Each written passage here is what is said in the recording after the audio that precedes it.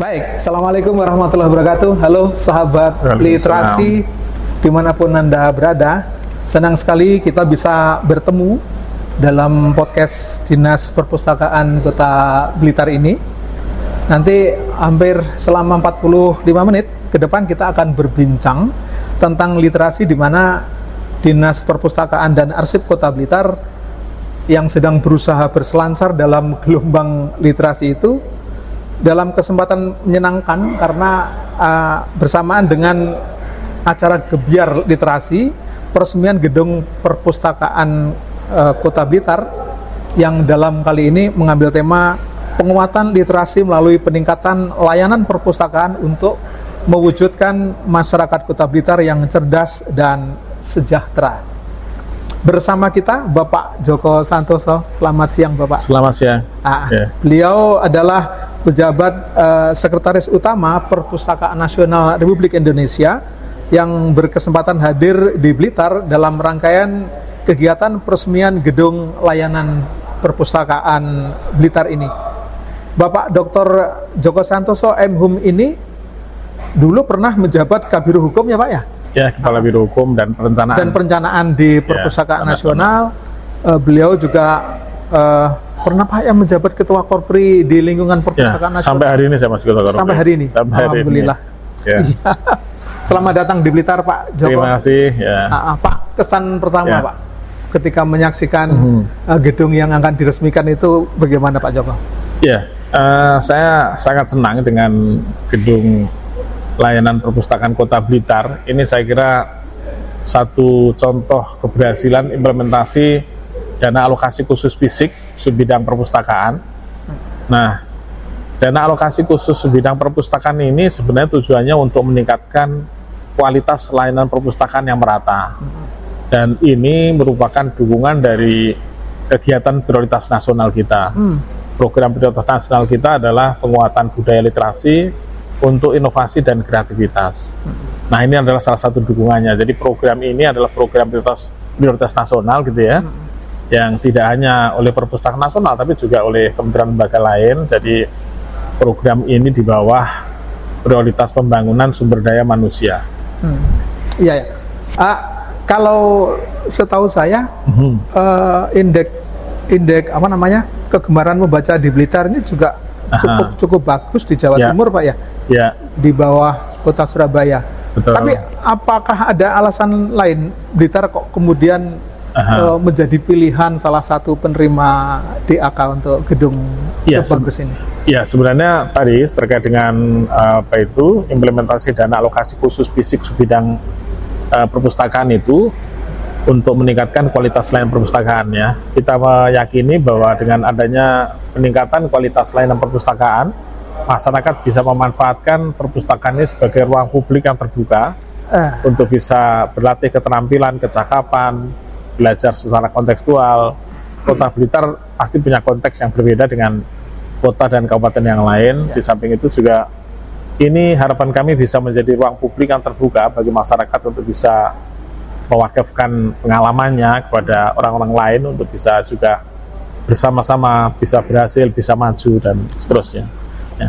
Menarik, Pak. Ruang publik ini apa bedanya dengan perpustakaan pada umumnya, Pak? Ini kelihatannya hal-hal baru yang harus diketahui masyarakat nih. Iya, jadi sebenarnya mengapa kok getol kita membangun perpustakaan seperti ini? Sampai hari ini kita sudah ada 122 lokasi yang kita bangun di seluruh Indonesia. 122 ya.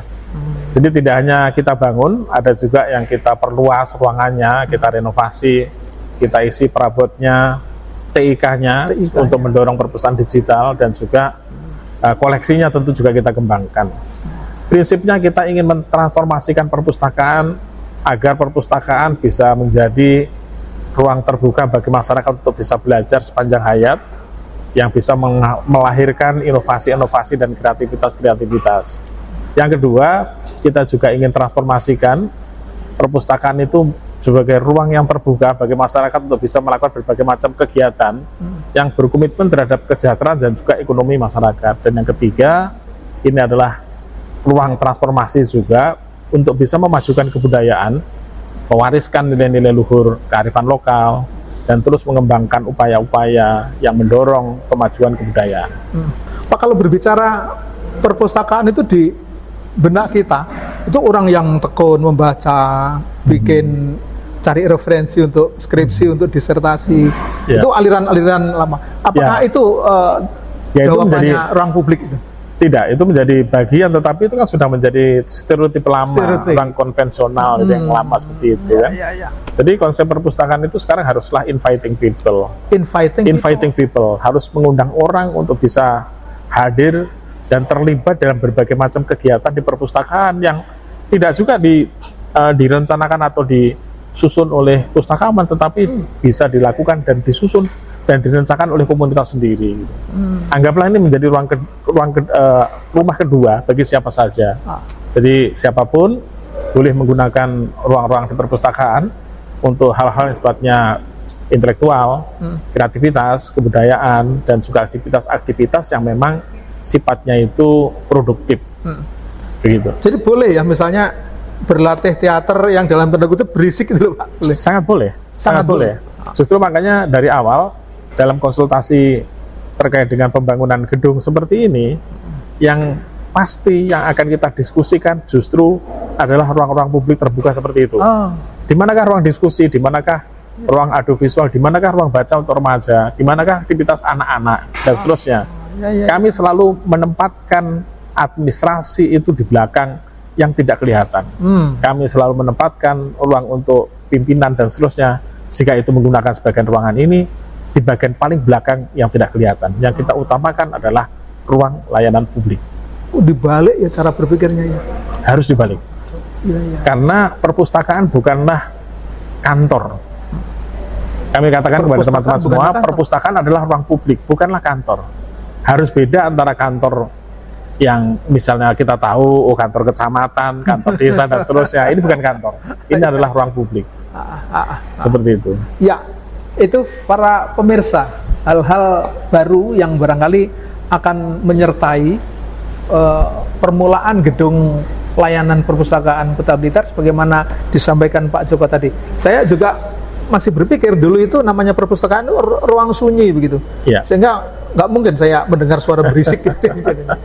Baik Pak, kalau kaitannya dengan tema yang disampaikan ke kawan-kawan di Dinas Perpustakaan Kota Blitar, ini lebih nanti walaupun ruang publik itu akan mengundang banyak kreativitas, tetapi arus utamanya adalah tradisi literasi. Nah, tradisi literasi ini baik, kita mumpung kedatangan pejabat utama dari Perpustakaan Nasional, kita pengen tahu apakah sih Pak makna literasi sebagaimana yang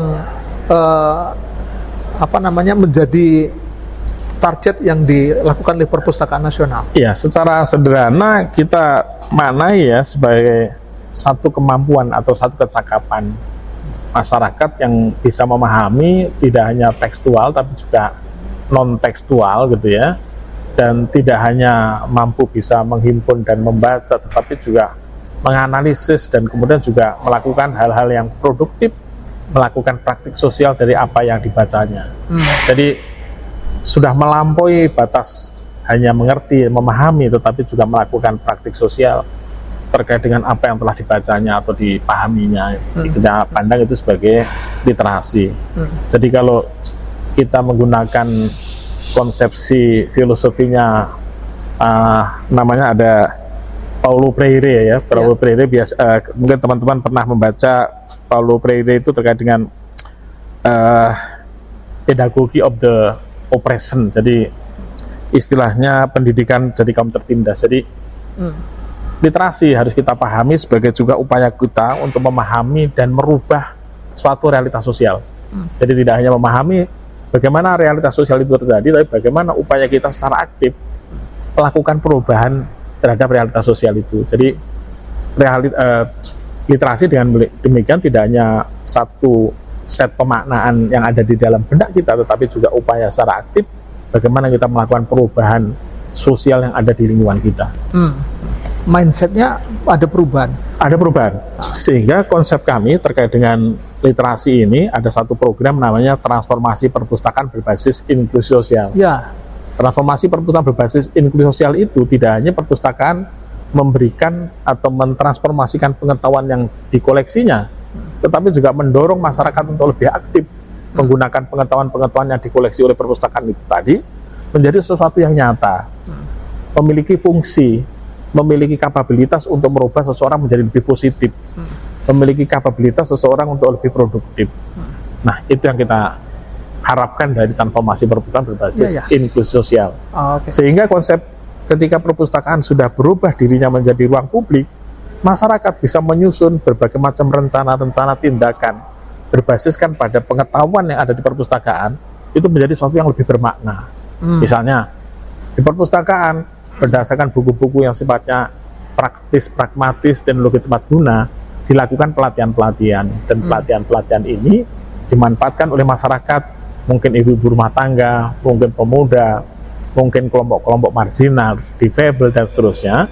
Mereka menjadi lebih berdaya upaya, mereka punya jalan keluar terhadap persoalan-persoalan yang dihadapi gitu ya, dan seterusnya gitu.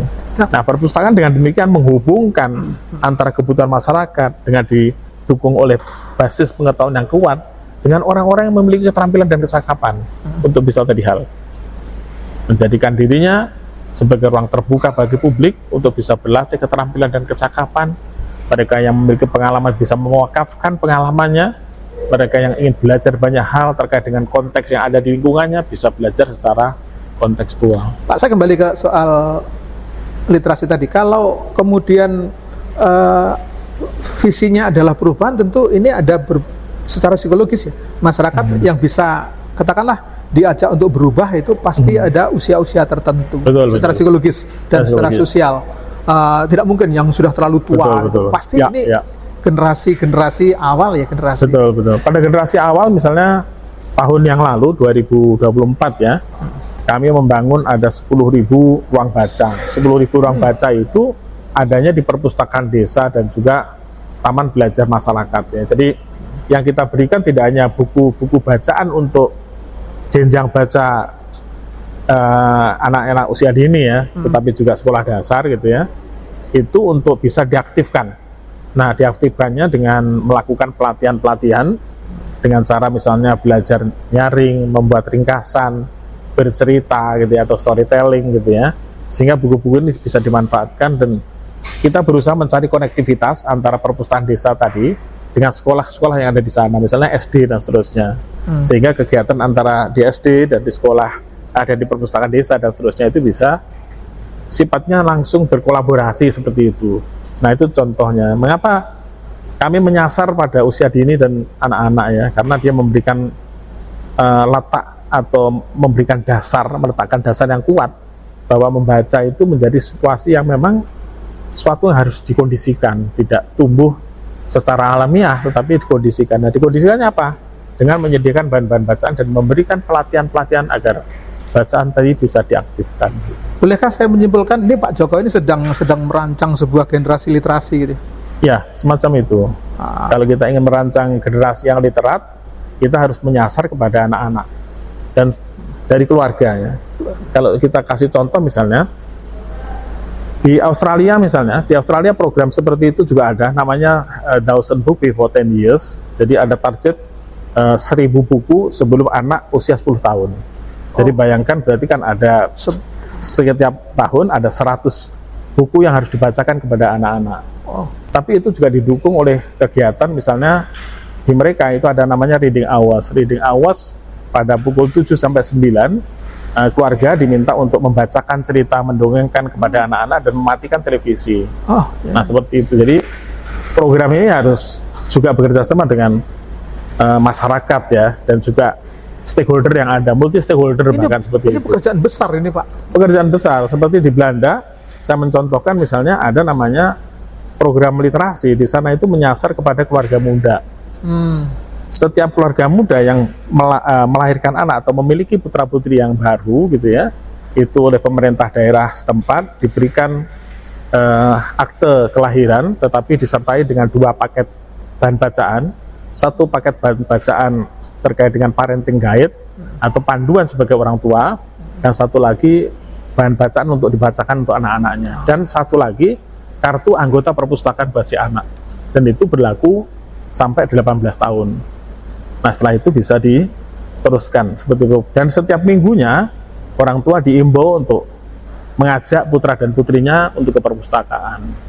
Nah seperti itu. Jadi ini saya kira upaya yang harus juga dilakukan oleh pemerintah kota, misalnya Pemkot gitu ya, membuat regulasi yang memungkinkan antara dinas kependudukan, kemudian juga dinas kesehatan, dinas pendidikan, dan seterusnya untuk berkolaborasi membentuk semacam itu. Ya. Pemirsa, itu tadi satu program perancangan generasi literasi yang itu proyek besar melibatkan banyak orang. Tetapi di sisi lain kita mencoba, tadi Pak Joko sudah mengisahkan beberapa fakta di luar negeri. Coba nanti kita kombinasi apa yang terjadi, kita perbandingkan dengan luar negeri, misalnya seperti survei yang selalu rutin dilakukan oleh PISA ya. Kita nanti ke sana mencoba melihat perbandingan itu, kita jeda sejenak. Baik kawan-kawan literasi, kita kembali ke seperti yang saya kemukakan tadi, bahwa Perpustakaan Nasional Republik Indonesia yang sudah tadi disampaikan Pak Joko sedang berusaha untuk membangun sebuah generasi literasi. Kita coba hasil dari skor literasi membaca Indonesia yang sering kita lihat versi program International Student Assessment PISA itu, yang melakukan survei setiap 3 tahunan ini Pak ya? Iya. Ke 2018 terakhir 2022. Terakhir tuh. Dari 80 negara, peringkat pertama itu selalu negara-negara Eropa ya, Finlandia, Norwegia, Viking. Mengapa ras Viking itu selalu menguasai gitu ya Pak ya? Kalau dari Asia Tenggara paling yang muncul nanti Singapura gitu ya. Sedangkan di anak-anak Indonesia berkisar di peringkat 70 sampai 80 gitu Pak. Pak Joko, bagaimana untuk mendongkrak itu dari apa yang dilakukan PISA? Apakah juga termasuk di dalamnya dengan penciptaan ruang-ruang publik, memperbanyak itu seperti apa Pak? Setuju. Jadi kalau kita lihat antara 2018 ke 2022 ada penurunan, dan penurunan yang paling nyata itu justru pada literasi membaca. Ini ya yang perlu kita highlight ya. Tadi benar, kalau kita melihat data ya, bahwa di negara ASEAN, kita nggak bicara negara lain, di ASEAN saja itu yang pertama Singapura. Paling tinggi dia, rankingnya skornya dia 1679. Wah, tinggi itu Pak. Kemudian Vietnam yang relatif baru kemarin dia membangun dan maju gitu ya, itu dia ranking yang kedua untuk negara ASEAN. Vietnam. Jadi dia itu kalau secara urutannya itu skornya 1403, dan urutannya dia ke-34 ya untuk negara-negara OECD. Negara-negara OECD ya. Kemudian di bawah Vietnam baru ada Brunei, kemudian ada Malaysia. Kemudian di atas kita itu ada Thailand. Thailand itu skornya 1182, dan dia kalau urutan di negara OECD itu adalah 63, dan kita Indonesia itu adalah 69. Skor kita itu 1108 di atas Filipina yang rankingnya 77 untuk negara OECD, dan di bawahnya lagi adalah Kambodia. Ya, yang menarik tadi dari apa yang disampaikan tadi bahwa soal skor membaca ya, karena kita punya kepentingan di sana, dan skor membaca kita pada PISA 2022 itu 359. Dan ini kalau kita dibanding dengan tahun 2018 atau 2 tahun sebelumnya gitu ya, 4 tahun sebelumnya, itu penurunannya 12 poin, karena di 2018 itu skornya 371. Itu 371 loh. Menurunnya di 2022 menjadi 359. Nah, jadi ini satu hal yang pasti dalam pandangan kami harus ada upaya untuk tidak hanya introspeksi, tapi juga mengkaji lebih jauh lagi dan menjadikan ini sebagai satu upaya nasional. Makanya tadi di awal tadi saya mengatakan harusnya ada upaya gerakan literasi sejak dini. Nah, dengan meniru seperti di Australia, seperti di Belanda, seperti di Finlandia, dan seterusnya seperti itu. Iya.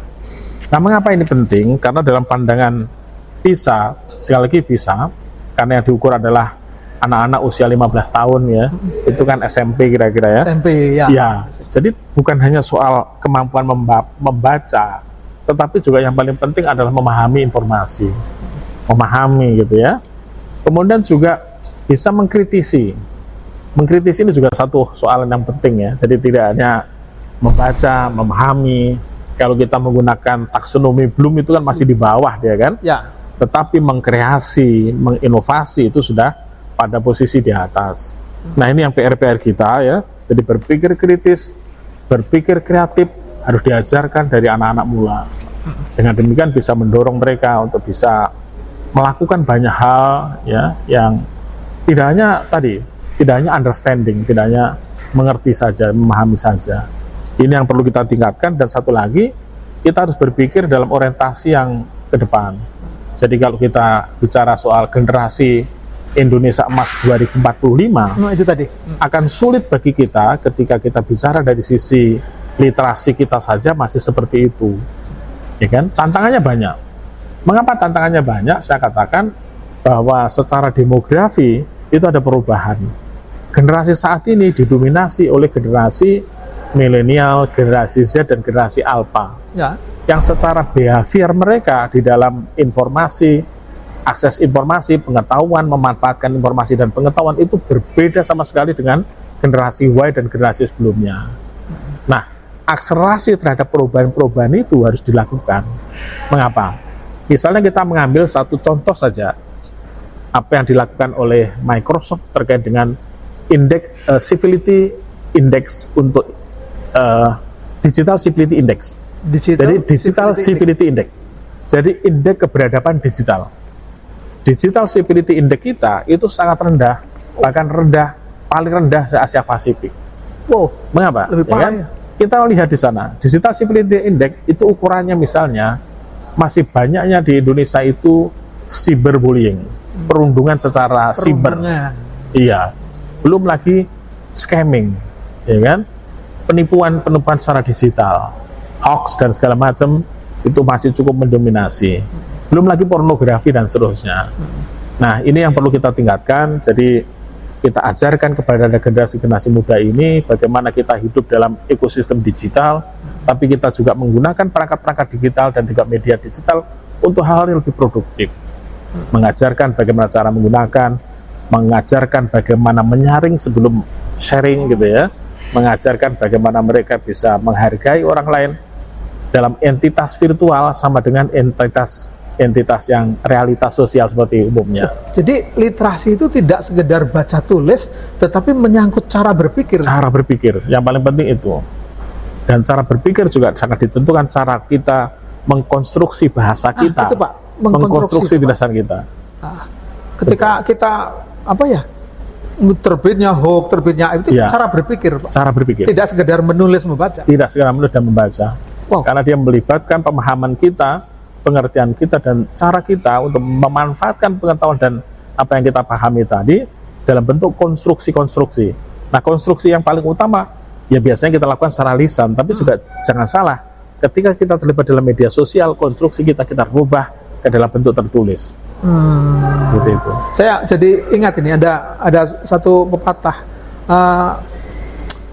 orang kenyang itu tidak berebut, orang kaya itu tidak saling merayah gitu ya. Iya. Dan orang mulia itu tidak mencaci maki. Tidak mencaci maki. Nah, hoax, ujaran kebencian, Iya. itu caci maki, Pak. Betul. Jadi ada soal-soal di pendidikan kita bahwa itu hal-hal yang harus dikerjakan bareng oleh kepustakaan di pendidikan. Iya. Jadi. Sama seperti yang diungkapkan oleh Susan Keller. Susan Keller mengatakan bahwa pencapaian pendidikan setiap orang itu pada toleransi, pada empati. Empati, Ya kan? toleransi. Bukan soal pencapaian gelar ini dan itu, tapi pada pencapaian pada empati dia, toleransi dia terhadap perbedaan-perbedaan dan keragaman-keragaman. Yang kita ajarkan di literasi sebenarnya arahnya ke sana.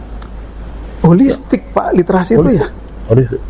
Jadi kembali lagi, literasi soal kecakapan, soal tools, dia bukan tujuan akhir dia, kecakapan.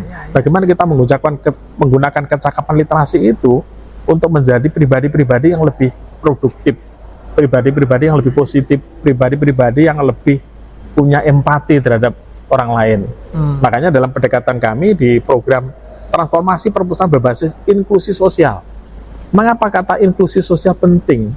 Karena inklusi sosial itu lawannya eksklusi, ya kan? Karena dia inklusif, dia memandang setara terhadap perbedaan-perbedaan, dia menghargai perbedaan-perbedaan itu dan berusaha merangkul dan berbagai macam bentuk kegiatan yang bisa dirasakan oleh setiap orang, meskipun mungkin mereka difabel, mungkin meskipun perempuan yang rentan, meskipun mungkin pengangguran dan kaum marginal yang lain. Itulah arah tujuan kami. Ya. Baik, itu tadi angka-angka yang kita perbandingkan secara internasional, kawan-kawan. Coba nanti kita tinjau apakah secara nasional kita juga bisa untuk memperbandingkan itu, untuk melihat nanti seperti apa langkah-langkah yang akan dilakukan oleh Perpustakaan Nasional Indonesia. Kita kembali sesaat. Baik, kawan-kawan literasi, kita lanjutkan. Kalau tadi kita melihat hasil survei PISA yang disampaikan Pak Joko sangat realistis, karena cara kerja PISA juga tidak mungkin diarah-arahkan ya Pak ya. Misalnya surveinya harus sini-sini, nggak bisa. Betul, ya. Mereka punya konsep tersendiri. Kita melihat secara nasional sekarang, Pak Joko, survei Perpusnas terkini Pak, tingkat kegemaran membaca di Indonesia, petanya seperti apa Pak? Ya, jadi kalau kita lihat petanya, yang menarik itu untuk tingkat pembaca di Indonesia secara scoring ya, secara scoring itu nilainya 71. Scoringnya ya, scoringnya 71 itu sebenarnya terhitung masih sedang ya, tapi masih dalam sedang, tapi prosesnya mau menuju tinggi, boleh dibilang seperti itu ya. Nah, yang menarik sebenarnya kalau kita lihat secara perkomponen ya, perkomponen di tahun lalu, untuk rata-rata frekuensi membaca masyarakat Indonesia itu skornya 69,96 atau 5 kali per minggu. Jadi orang Indonesia rata-rata membaca itu 5 kali per minggu. Tidak setiap hari membaca ya. Kalau itu 7 hari, ini baru 5 kali ini kan. Nah, kemudian secara rata-rata lama waktu atau durasi membaca masyarakat Indonesia itu seharinya itu 1 jam 47 menit. 1 jam 47 menit. Kita nggak membedakan buku, koran, majalah atau apapun, termasuk yang secara internet gitu ya, online itu 1 jam 47 menit. Nah, kemudian secara rata-rata bahan bacaan yang dibaca oleh masyarakat Indonesia itu selama 3 bulan 5 judul buku. Ya, 5 judul buku selama 3 bulan. Jadi ngukurnya per 3 bulan bukan per bulan ya. Kalau 5 ya berarti rata-rata sebulan itu ada 2 judul lah, sekitar itu. Sebulan. Nah, itu sudah menunjukkan perkembangan yang sangat positif dibandingkan kami pernah mengukur pada tahun 2019 misalnya seperti itu. Sudah cukup signifikan lah perkembangannya gitu ya. Nah, rata-rata untuk akses internet yang kami tambahkan belakangan, karena kita melihat tadi soal demografi yang secara behavior untuk aksesnya lebih banyak yang digital, kan nggak bisa kita tinggalkan begitu saja ya. Itu kita ukur juga. Rata-rata orang Indonesia di dalam mengakses bahan bacaan secara online gitu ya, khusus untuk baca secara online ya, itu 1 jam 57 menit per hari. Jadi ini khusus untuk informasi-informasi atau pengetahuan-pengetahuan yang dibaca secara online. Secara online? Ya, secara online. Itu gambarnya seperti itu. Nah, ini yang menurut saya angka yang sangat menarik ketika kita membandingkan dengan PISA. Namun, yang diukur di dalam tingkat gemar membaca masyarakat itu, kalau ini tadi, kalau yang di PISA tadi kan hanya usia 15. Usia 15. Ya. Nah, ini kalau kami dari usia membaca itu sampai 65 tahun. Oh, general ya? Ya, general ini. Jadi ini lebih menggambarkan spektrum membaca orang Indonesia lah, boleh bilang gitu. Ya, kalau tadi kan bukan khusus, pelajar. Ya, bukan pelajar. Kalau tadi kan khusus siswa ya. Jadi perbedaannya di sana. Nah, dengan demikian kita bisa memberikan semacam gambaran bahwa aktif baca kita seperti itu loh. Nggak buruk-buruk amat gitu kan. Nah, yang kurang itu sebenarnya adalah ketersediaan bahan bacaan. Gitu. Kalau dari riset kami ya, bahwa sudah lumayan sih frekuensinya dan seterusnya, sudah lumayan sih aktivitas membacanya, tapi bahan bacaan yang ada di masyarakat itu yang masih kurang. Kami melihatnya ketersediaan bahan bacaan di masyarakat ini dari representasinya di koleksi buku di perpustakaan umum. Koleksi bahan bacaan yang tersedia di masyarakat yang tersimpan di perpustakaan umum itu baru mencukupi kurang lebih sekitar 37%. Baru Ya kan? 37%. Baru 37%. Kalau kita menggunakan standar rasio ketersediaan bahan bacaan dibanding masyarakat, UNESCO yang kita gunakan UNESCO. itu 1:2, mestinya sekurang-kurangnya setiap orang, setiap warga negara itu ada 2 buku tersimpan di perpustakaan umum. Kalau kita menggunakan dasar penghitungan jumlah penduduk 270,20 juta jiwa, mestinya itu kali 2. Nah, kalau baru mencukupi 37%, berarti ada kekurangan yang nyata sebanyak 63% bahan bacaan yang harusnya tersedia di masyarakat. Sehingga kekurangan inilah yang menyebabkan mengapa kemampuan kita, ya, tingkat gemar membaca kita, termasuk tadi siswa itu masih rendah. Nah, pertanyaannya adalah bagaimana upaya kita mengatasi persoalan itu.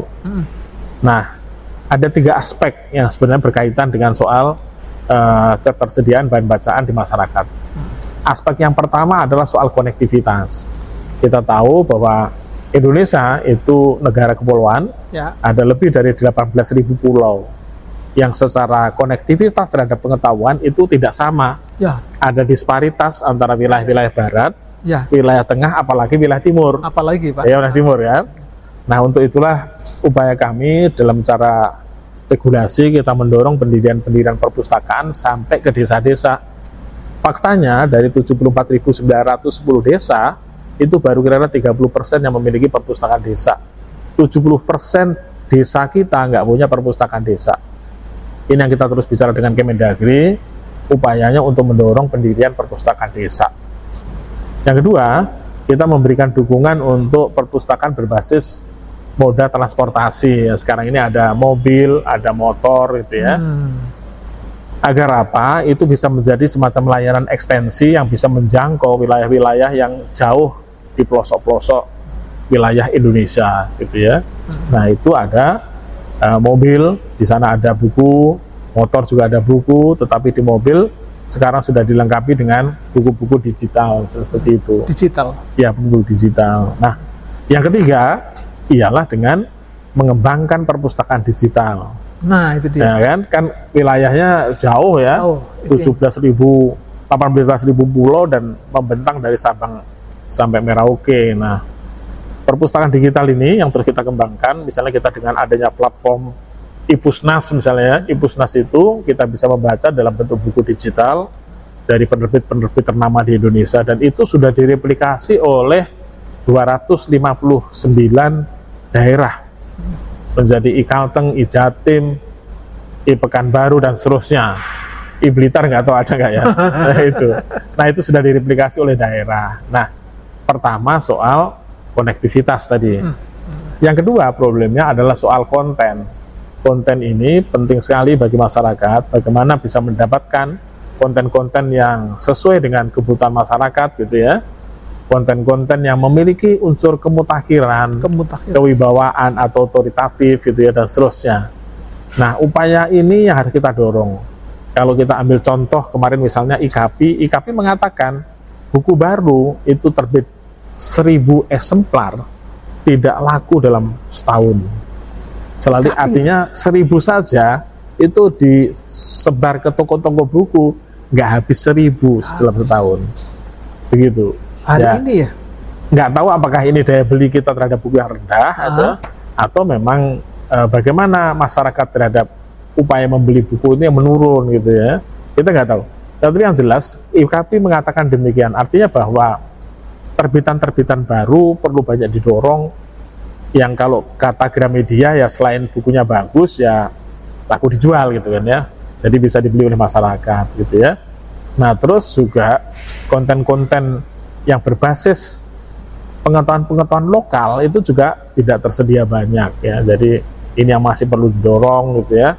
Belum lagi kalau kita bicara soal kemutakhiran, pengetahuan-pengetahuan terbaru yang dari barat atau dari Eropa dan seterusnya, itu kalau kita hitung lab time-nya masuk ke Indonesia berdasarkan pada perspektif komersial atau tadi laku enggak dan tidaknya, itu lab time-nya bisa lebih dari 5 tahun. Bayangkan ya, di sana sudah dibahas 5 tahun yang lalu nih, belum tentu kita masuk di kita nih pembahasan kayak itu.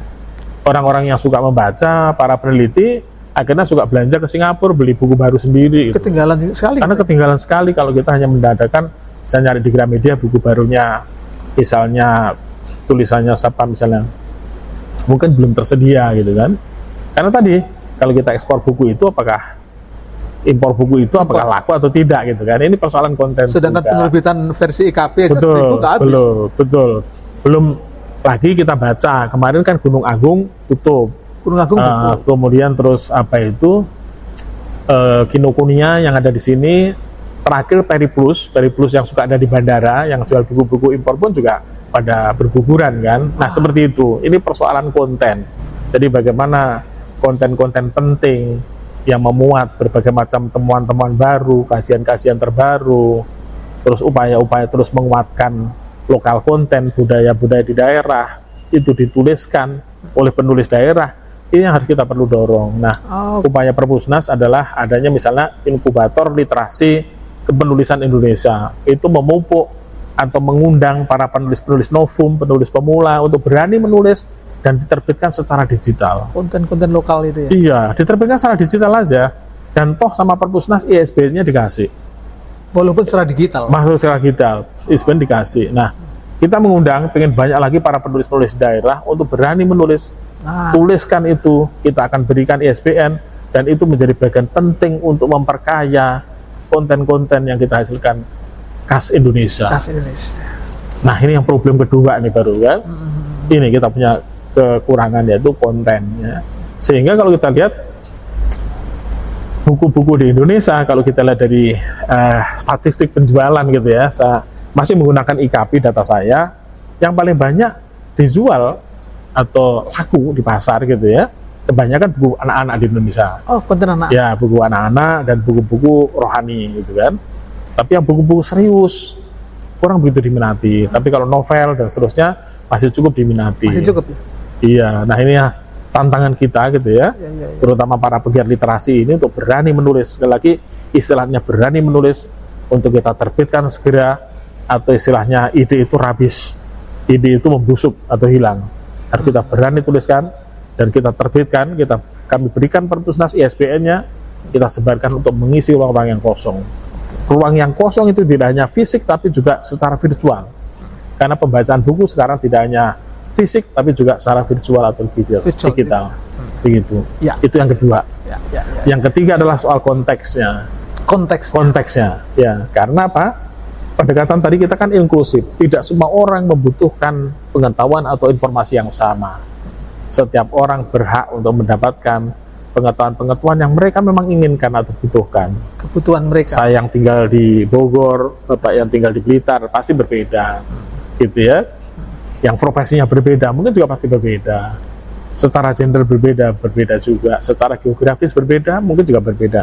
Secara demografis yang berbeda, tentu juga pasti berbeda. Nah, pendekatan yang kontekstual inilah yang memungkinkan akses secara lebih optimal terhadap pengetahuan-pengetahuan tertentu.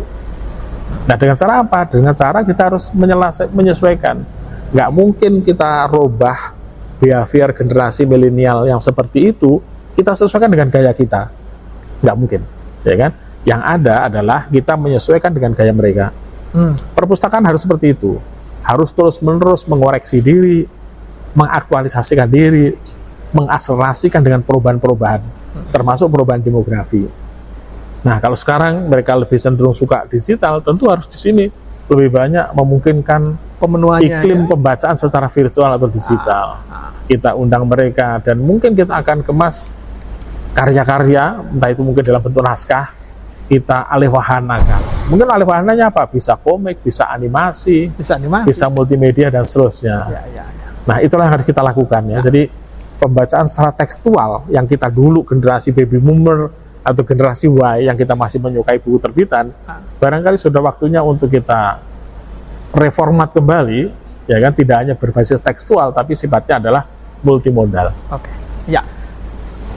Sahabat literasi, itu tadi kita melihat ke dalam apa yang terjadi, ternyata Pak Joko melemparkan satu kenyataan, ternyata seperti itu kondisi penyediaan bahan ajar.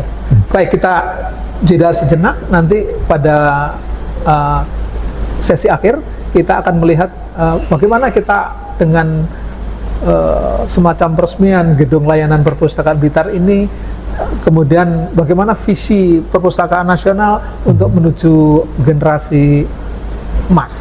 Kita ulik pada sesi terakhir. Ya. Baik, sahabat literasi, kita ketemu di seksi terakhir ini. Kalau tadi Pak Joko Santoso sudah menyampaikan, menganalisis persoalan-persoalan dalam negeri, bagaimana kondisi kita sehingga kekurangan bahan bacaan menjadi isu yang tidak bisa kita pungkiri. Ini satu kenyataan yang menarik. Saya selalu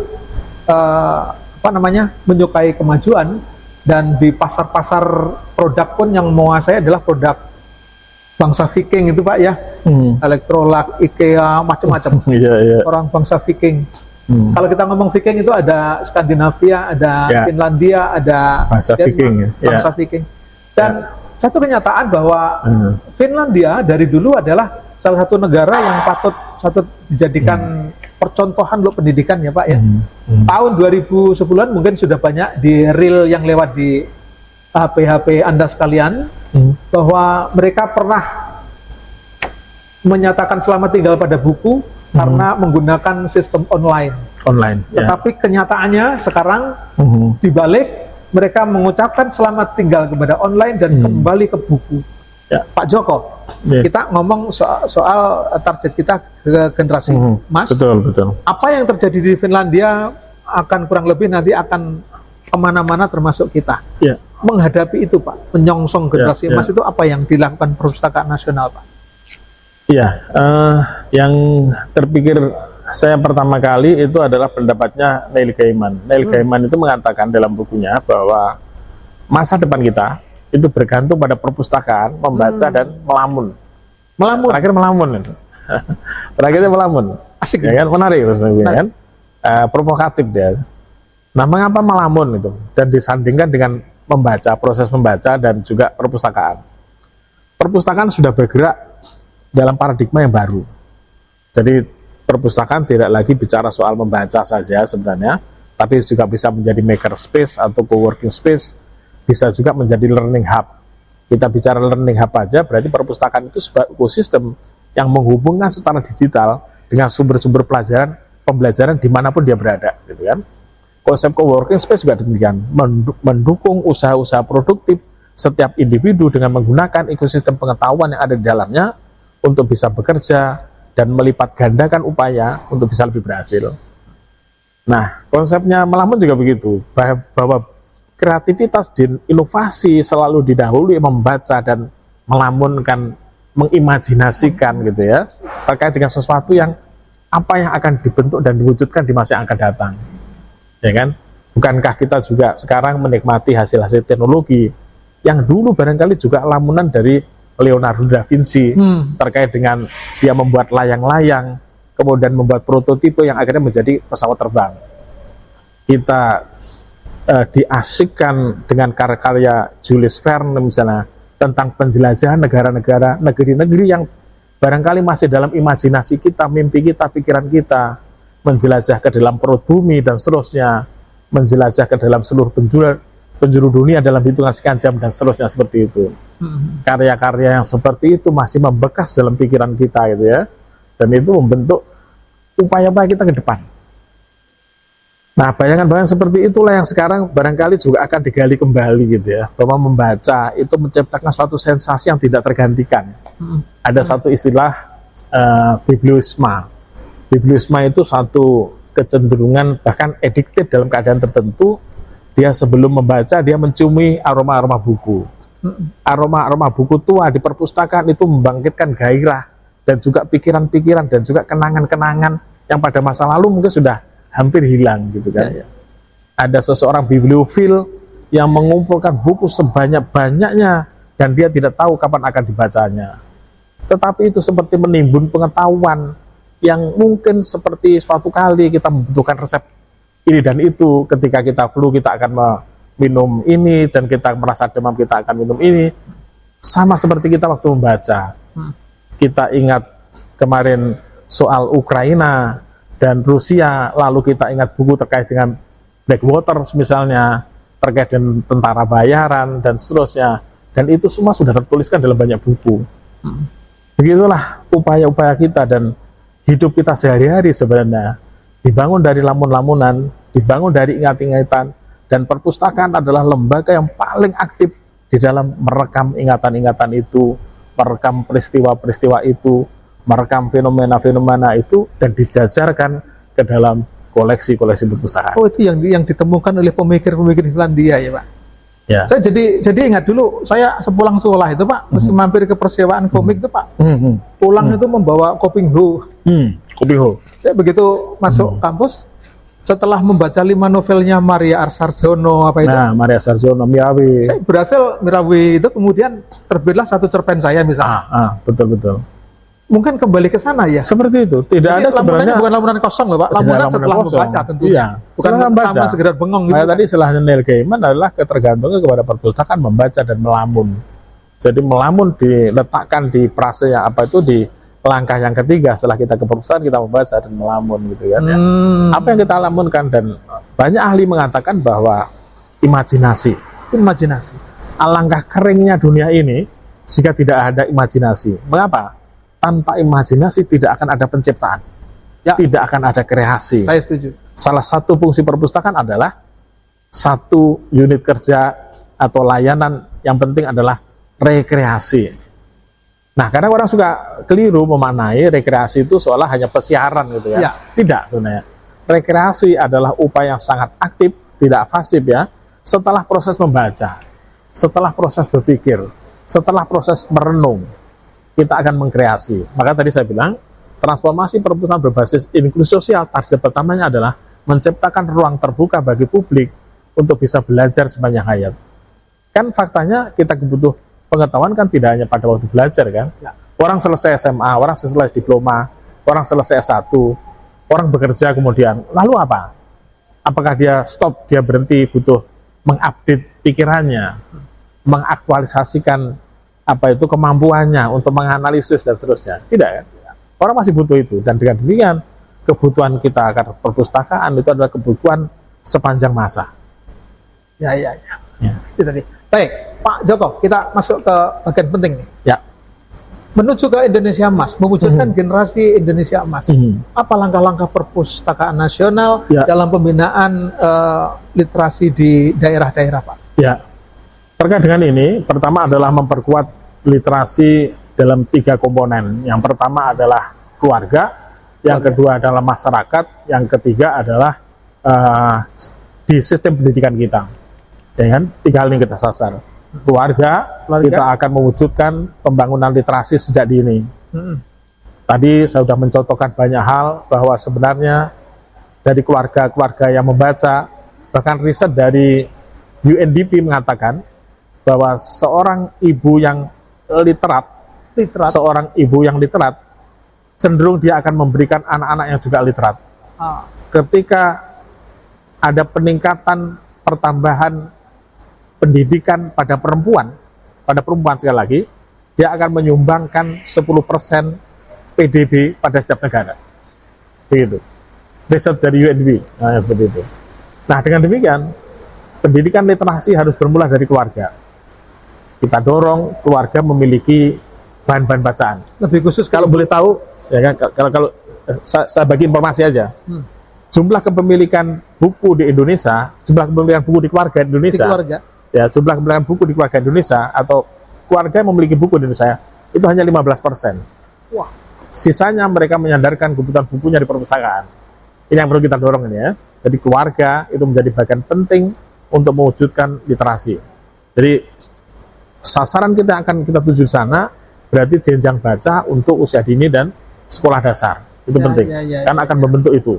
Jadi yang kita maksud jenjang baca itu adalah kesesuaian bahan bacaan dengan mereka. Yang tentu kan bukan kita. Kalau itu anak-anak yang menganggap itu relevan dan sesuai, ya anak-anak yang jadi ini kan begitu. Itu kita sasar. Yang kedua tadi adalah masyarakat.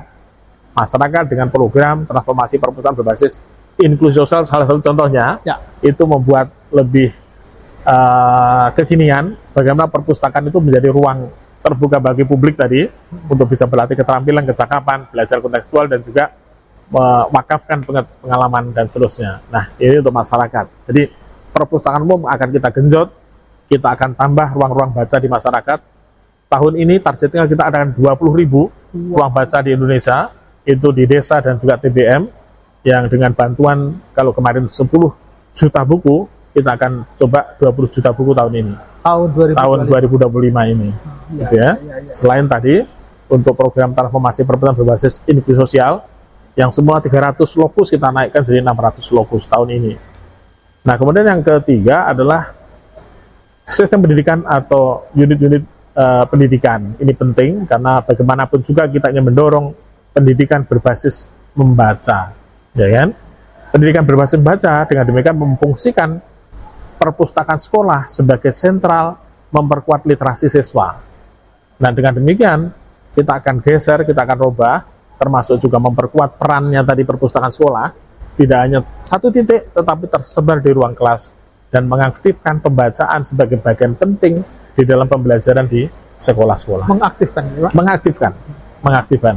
Karena selama ini relatif perpustakaan sekolah hanya dipakai untuk di jam-jam istirahat, itu pun juga jamnya sedikit, kemudian dikelola oleh guru yang jam mengajarnya kurang dan seterusnya. Jadi tidak pernah diperankan sebagai peran sentral. Tadi saya nyatakan harus diperankan sebagai peran sentral untuk memperkuat literasi siswa dengan melakukan pembelajaran berbasis membaca. Bukan sampingan lagi. Bukan sampingan lagi. Bukan hanya 15 menit sebelum pelajaran dimulai. Harusnya seperti itu.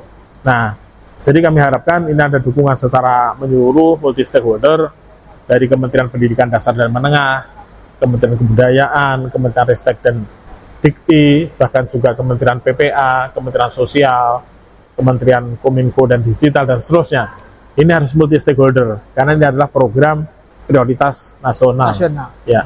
Baik, Pak Joko, tanpa terasa ini sudah lewat ini 45 menit. Rasanya kurang nih. Terima kasih Pak. Pak, closing statement Pak untuk dari podcastnya Dinas Perpustakaan dan Arsip Kota Blitar ini untuk kawan-kawan literasi. Ya, terima kasih pada Dinas Perpustakaan Kota Blitar dan para pegiat literasi, Pak Purwanto dan teman-teman semua pegiat literasi. Kami harapkan tetap semangat untuk bisa memperkuat literasi masyarakat di Blitar, karena tidak ada di dunia ini negara yang maju tapi literasinya rendah. Yang ada adalah negara-negara maju itu mereka adalah yang memperkuat literasinya sejak dini. Terima kasih dan salam merdeka. Terima kasih Pak Joko atas ilmunya yang banyak tadi. Sampai ketemu lagi di podcast berikutnya. Salam literasi.